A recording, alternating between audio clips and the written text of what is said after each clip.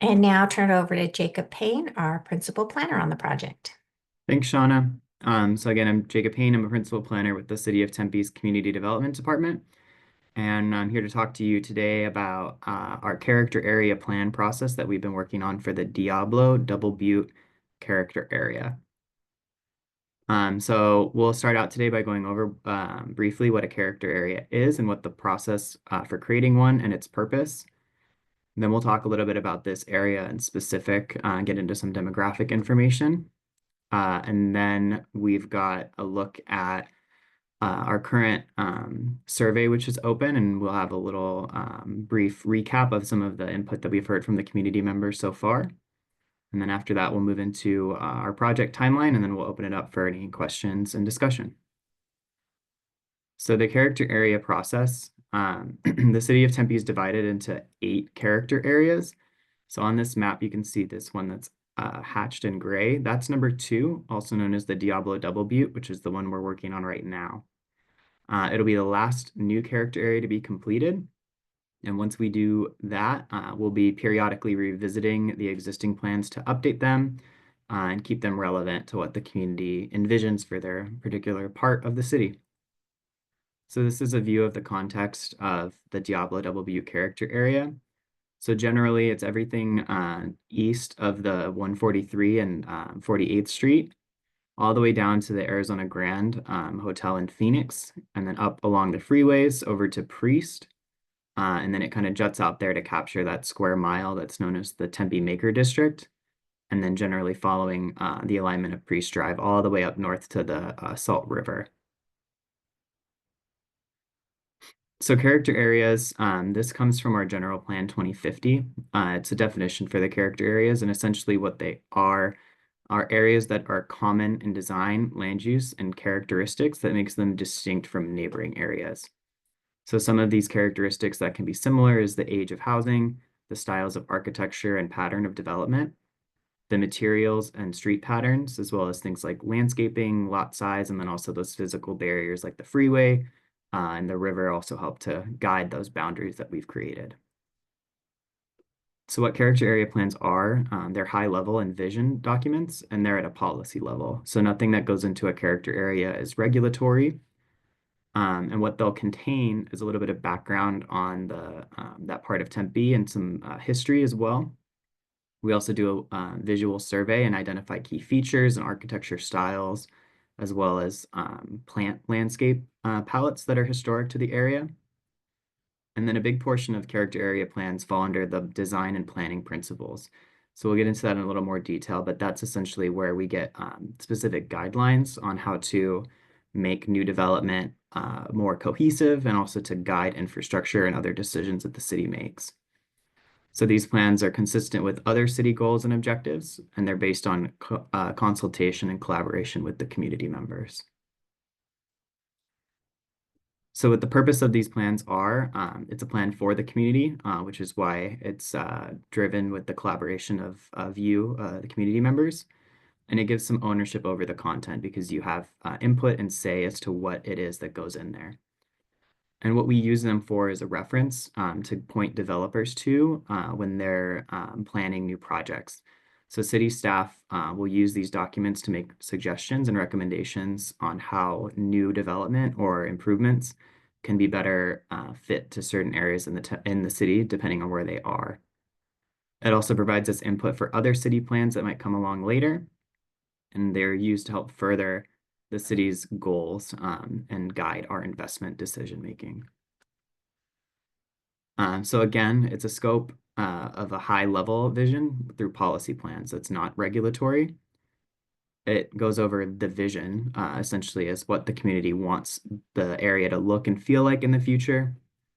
It'll define some specific traits of the area that make it unique, things like its history, design, materials, as well as other unique qualities. Then we'll get into those guidelines and principles, and those are going to relate to things like sustainability, connectivity, as well as things relating to the public realm. So anywhere where people can freely access like trails, sidewalks, and other places in the area. So what's not included in the scope of a character area plan is changes to land use or density that's being projected for the city. we still refer to the city's voter-approved general plan, which the current one is the General Plan 2050. The character area plan won't change zoning. That's going to remain the same. It has no implications or effects to private property rights, which includes things like regulating businesses or residences. So those things are under the jurisdiction of our zoning and development code. It also doesn't include things about commercial or residential code compliance or things directly relating to homelessness or public safety, things that might be handled by the police or some of the City of Tempe's homelessness services. So there's multiple factors that influence what goes into the character area plans. So some of those you can see around in the circles, but mainly things like the community, who's there, who lives there, who owns businesses there. The neighborhoods and homeowners associations also can be an influencing factor in the things that we consider for it. You're also seeing things like the general plan and generally other city plans as well, just to make sure that the messaging is cohesive for the city as a whole, but still specific to this area in Tempe. So some other factors like the transit infrastructure, the housing that exists, schools, and then also economic factors as well. So there's a lot of other city plans that tie together with this one that'll have different scopes and different purposes. So some of those things like the General Plan 2050 that we mentioned, as well as the other 7 character areas in the city of Tempe. There's a lot of overlap just because there's a lot of similarities between other areas in the city of Tempe. And then we also have other master plans and strategy plans, things like affordable housing, forestry, climate action, transportation, and parks and recreation are some of those master plans that the city already has. And then specific to this character area, in 2021, the city of Tempe adopted some design guidelines specifically for that Maker District, which is the industrial area between Broadway and Southern and Priest and the railroad tracks. So there's already some design guidelines for improvements in that area, but this character area plan will still cover that area as well. And there will probably be some incorporation of things that are already in the design guidelines for the Maker District implemented into the character area plan as well. So a look at this character area. This is a comparison between the racial demographic. It looks like my thing got a little messed up, but as you can see, generally, the racial composition of character area 2 is pretty similar to the breakdown of the city as a whole. The only notable thing here is that there's a little smaller of a minority population compared to the city in total. The area of the character area is about 4.8 square miles compared to the city's about 40. So a little more than 10% of the city's area, with a population of about 11,000. So for comparison, the city of Tempe in total is about 181, depending. And then the median age for this area, as you can see, is a little higher than the city. And then things like the median income, the education, and then the owner versus renter occupied units are pretty comparable. The number of housing units, of course, is going to look proportional to the population breakdown. So some look at employment in the Diablo Double Butte character area. As you can see, some of those larger employers, the ABM Industries, Maricopa County Community College District, Amazon, and then you can see on the chart on the right, that's broken down by employment industry. So manufacturing, healthcare, finance. There's a lot of office and other industrial buildings in the character area that make up for the most of that composition. Some images just to bring to mind what's going on here in this area. So up there on the top, you can see some pictures of some of the industrial, whether that be more warehouse users or office. The top right there, that's the Fountainhead Corporate Park, which is a pretty large office park within the area. In the middle there, that's I-10, of course, which does serve as a prominent feature and also access point for this part of Tempe. Along the bottom, some examples of single-family homes and townhomes within the area. And then on the bottom left there, that's the Peterson House, which is a historic property that's located within the Diablo Double Butte area. So as we were talking about some points of interest and things that are in the area, things like the Peterson House, the Diablo Stadium where the Los Angeles Angels do their spring training, the Belle Butte that Maker District and that Fountainhead Corporate Park. And then just generally the character and some physical traits, things like I-10 is mentioned is a pretty prominent feature in the area. Um, a fair amount of industrial parks, as well as some single family neighborhoods, and then occasional apartments, condos, and townhomes as well. So I'm going to go over some of the feedback that we've heard through our first public survey. This was open from January 14th until February 10th, and we got 18 responses. So here's a question that we asked to kind of get a feel for who's responding to our survey. So 10 of them live there, 7 of them live and work there. And then our other response was from someone who indicated that they travel through the area a lot for work. So this question asking what type of enhancements or amenities that they would like to see in the area. So as you can see, the things that kind of float to the top are relating to heat mitigation, improvement and addition of sidewalks, as well as enhancing streetscapes and the canal multi-use paths. So this helps us a lot when creating these character area plans, just to know where our priorities lie and where we can focus some emphasis towards specific areas to work in. This question asking if this area has the types of places, businesses, and infrastructure that people look for when deciding where to live, conduct business, or invest. So you can see about 9 people said yes, and then 4 no, and then 5 not sure. So a lot of the comments that were about whether or not this place has the kind of amenities that people are looking for. There were comments relating to the heavy land use pattern that leans more towards commercial and industry. So maybe that might have an impact on when people are deciding where to locate. There was also notes of some abandoned buildings. One that came up a couple of times within that comment is the Fry's Electronic over at Baseline and I-10 as a specific location that someone thinks might be something that could use some improvement. This one is asking what design elements would you prioritize? So that first one, it looks like it got attached to that first bullet, but prioritizing pedestrian-oriented design principles. Looking at plant, shrubs, and ground cover recommended species list, which will be a component of the character area plan. Moving on to things like canal-oriented design principles, and that would apply for like the pathways and other multi-use paths in the area. Things like mobility and connectivity, and then the 2, 5, and 6 being solar shades on the buildings, so that's to block heat gain inside of the buildings. And then solar voltaic panels, so that would be solar panels on the site. And then kind of coming in there at the end, things like the quality of building materials as well as the architecture for new buildings. So this also is another prioritizing activity that kind of helps guide our way through coming up with the character area plan document. A full public input summary from that survey will be available online briefly if you want to get into more details about specific responses that we received. But what we're doing currently is what we call our dot ocracy. And this is a basis that helps us devise the specific principles that will go into the character area plan. So what dot ocracy is it's a portmanteau of dot and democracy. So it's an activity where we allow our participants to allocate dots for priorities. So they can choose how many dots that they use and where. So we'll usually give them a set amount. The survey that we have online right now limits you to 15, I believe.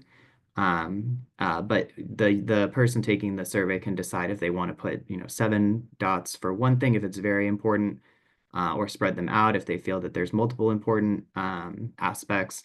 So it gives us a way to suggest the priority of categories that are based on the results that we'll receive. So this survey is open now through March 31st of this month or of this year. So these are the categories that we've come up with for this activity for this character area plan. So the first one being aging in place. That's the concept that people, regardless of their age, have the amenities that they want to see in their neighborhood within close vicinity of them. So the ability to remain in your property and still have your needs and wants met in your neighborhood. The canal-oriented design, as we mentioned a little bit earlier, that's the idea that the canals and multi-use paths through the area are pedestrian friendly and allow for comfortable use. Climate change has to do with implementing the city strategies on climate action. So things like implementing the International Green Construction Code or doing new buildings, suggesting that they go for LEED certification, which is a sustainable building organization that will register based on the construction type if it's a sustainable building. Connectivity having to do with the connections for multimodal travel between areas.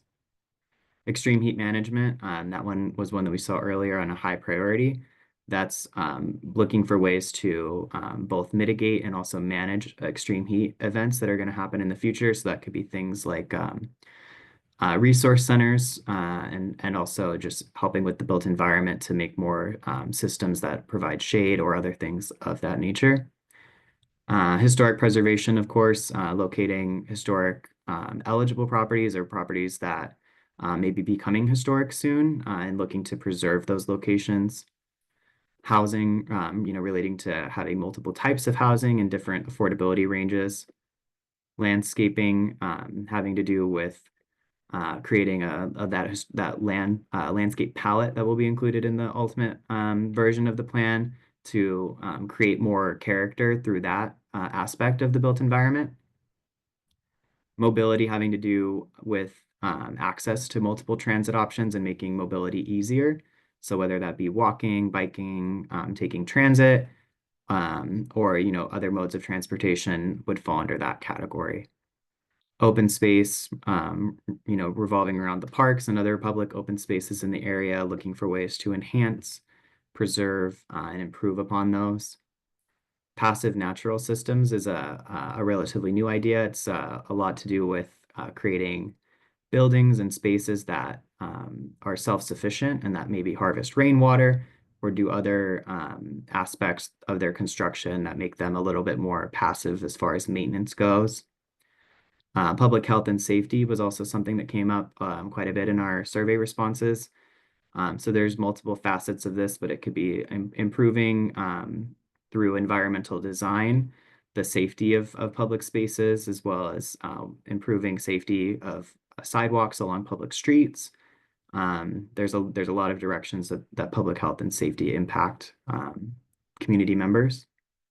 Public and private art as a focus on including art as an amenity for the area. Quality design having to do with architecture of new and redevelopments within the area, making sure that that's of good quality and architecturally compatible. Shade is, of course, dealing with protection from the sun. So that could be through landscape treatments, building designs, or structural shade. And then improvements of streetscape. So whether that be infrastructure of the road, of the sidewalk, of landscaping along the street frontages, making sure that those things are maintained, kept up, and then also fit with the character of the area. So just some thought-provoking ideas on this is, what of those priorities would best help serve the interest of the community? And then at this point too, we're still seeing if there's anything that we might have missed. So is there any priorities that are not listed that you think would be important in order to include in this plan to help serve the community? So moving on from here, we're nearing the end of our engagement phase. So we started this process back in January, and we're right now in the process of doing our second public outreach, which is going to be this ocracy activity. So we'll be in Peterson Park tonight with an engaging activity that's sort of like the online survey where people will get those dots and be able to vote on their priorities. And then we'll also be at SVAV Park on March 24th at 5:30 to do that activity again. So after that, we're going to be looking to have a focus group or a mixer with the business community in the area, being that so much of the land is devoted towards industrial and commercial use. It's important that we get the message out and get feedback from that member of the community. And then also we're beginning to do some presentations with the city boards and commissions. So through March and April, those will be happening with most of the city's boards and commissions for feedback and also to help spread the word about character area planning so that we can get even more engagement from community members. And then following that process, we'll begin on a draft of the plan, which we're anticipating will be released sometime in May. And following the release of that draft plan, we'll be having another public meeting to go over the draft itself, after which we'll revise it based on what we hear. And then we're looking at about June or July for the release of a final draft plan that'll go to hearings for the Development Review Commission for a recommendation, and then ultimately to the City Council sometime in July or August for an adoption hearing. So as I mentioned, that ocracy online survey is open now, and that is over on the Tempe forum. So you can get there at www.tempe.gov/forum, and that'll be open through March 31st of this year. And with that, I'll open it up for any questions or discussion.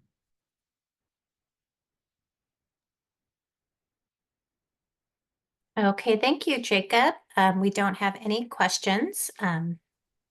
So we hope to see people out at the meetings.